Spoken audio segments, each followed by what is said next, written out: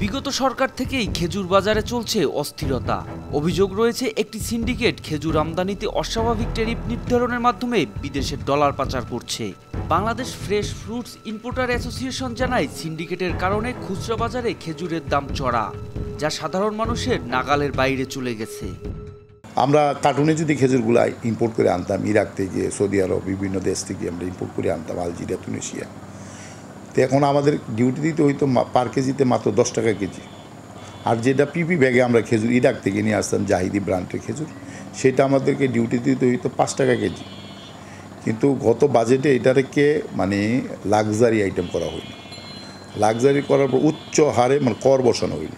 যেটা $1000 ছিল সেটাকে $2500 থেকে $4000 করা হইল। এই কারণে আপনি খেজুরের মূল্য 1 কেজি খেজুর যে জায়গায় আমরা 10 টাকা ডিউটি দিতাম, এখন আমাদের ডিউটি দিতে হয় 200 টাকা। তবে বিগত সরকারের বাণিজ্য প্রতিমন্ত্রীর দাবি ছিল সম্পূর্ণ ভিন্ন। অর্থ পাচার রোধেই আমদানি ট্যারিফ লিমিট করা হয়েছে বলে তখন তিনি দাবি করেছিলেন। যদিও গণমাধ্যমের প্রতিবেদন বলছে, খেজুর আমদানির আড়ালে বিগত সরকারের 3 বছরে 45,000 কোটি টাকা পাচার করেছে সিন্ডিকেট চক্র। এটা একটা কুচক্রী মহল। এখানে তারা কম দামে খেজুর আমদানি করে পরবর্তীতে বাজেটের টাইমে এটা লাক্সারি আইটেমে নিয়ে গেল। আপনার হলো $800 আমি খেজুর ইম্পোর্ট করি, আমার এর ট্যারিফ ভ্যালু দিতে হয় $2500। তো আমাদের দেশের টাকা যাবে না, কোথায় যাবে? এটা তো একটা সুযোগ করে দেওয়া হয়েছে।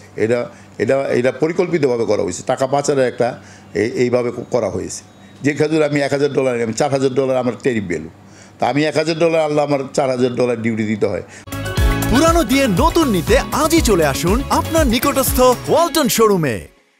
সম্প্রতি বন্যায় ত্রাণ সহায়তার তালিকায়ও ছিল মরুভূমির এই ফল, কিন্তু সেই ত্রাণেও সিন্ডিকেটের মাধ্যমে অতিরিক্ত অর্থ হাতিয়ে নিয়েছে কিছু ব্যবসায়ী।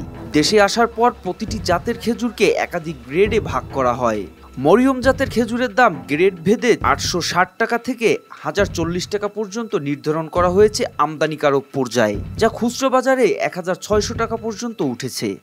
যেই খেজুর 1500 টাকায় 3 কেজি 5 কেজি পাইতাম, ওই খেজুর এখন মনে করেন আপনার 2200 টাকায় আপনার হচ্ছে 3-5 কেজি কিনা লাগতেছে। চাঁদাবাজি যদি না থাকে খেজুর দাম কম থাকবে। এখন চাঁদা আসলে এগুলো এখন বলা যাবে না, ক্যামেরার সামনে বলা যাবে না। আমার কাছে হচ্ছে আপনার 100 কার্টুন খেজুর আছে, ঠিক আছে? এখন কাস্টমার চাচ্ছে 200 কার্টুন, তখন হচ্ছে খেজুর দাম বাইরে গেছে। আর এটা কিন্তু আমার কাছে মাল না, আমি এখন মাল কিনে গেছি, মাল কেনার পর ওই মালটা আমার কাছে বেশি রাখতেছে, যার প্রভাব পড়েছে খুচরা বাজারে সাধারণ ক্রেতাদের মাঝে। অস্বাভাবিক হারে দাম বাড়ায় এখনো সাধারণ ক্রেতার নাগালের বাইরে খেজুর। সাধারণ মানুষের জন্য অনেকটা ব্যয়বহুল, দাম একটু বেশি, এটার দাম কমলে অনেকটা ভালো হতো। তবে বিক্রেতারা বলছেন, অস্বাভাবিক দাম হওয়ায় দিন দিন তারাও ক্রেতা হারাচ্ছেন। যারা 1 কেজি নিত হেরায় নেয় আধা কেজি, আর যারা 250 গ্রাম নিত হেরা কইতে আছে খেজুর না খাইলে কি মারা যাম। 2 বছর আগের থেকে খেজুরের দাম ডাবল হয়ে গেছে। বিক্রেতা ও সরকারের এই শুল্ক তেলস্মতিতে খেজুর হয়েছে বিলাসী পণ্য, যে কারণে সাধারণ মানুষের খাদ্য তালিকায় দিন দিন কমে যাচ্ছে খেজুরের স্থান।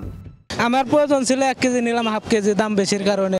এদিকে দেশের সাধারণ মানুষের স্বাস্থ্যগত দিক বিবেচনায়ও খেজুরের প্রয়োজনীয়তা রয়েছে বলে জানিয়েছেন স্বাস্থ্য বিশেষজ্ঞরা। পুষ্টিগুণ সম্পর্কে যদি বলতেই হয়, তাহলে প্রচুর পরিমাণ আয়রন আছে এখানে, এবং আয়রন শূন্যতায় বা রক্ত শূন্যতায় যে সমস্ত মানুষ ভোগেন, তাদের জন্য এটা খেলে তারা এই রক্ত শূন্যতা থেকে রেহাই পেতে পারেন। খেজুরের এই দাম বাড়ানোর প্রক্রিয়ায় জড়িত সিন্ডিকেট ভেঙে সরকার কার্যকর পদক্ষেপ নেবে, পাশাপাশি আমদানিতে উচ্চ করের বিষয়টিও পুনর্বিবেচনা করবে, এমনটাই প্রত্যাশা ভোক্তাদের।